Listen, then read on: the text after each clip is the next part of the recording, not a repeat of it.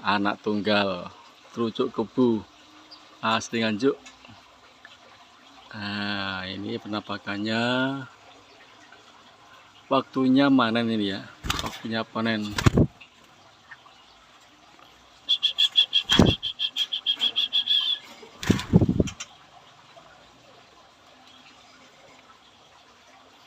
Ini waktunya manen. Sudah berumur 8 hari atau 9 hari ini ya.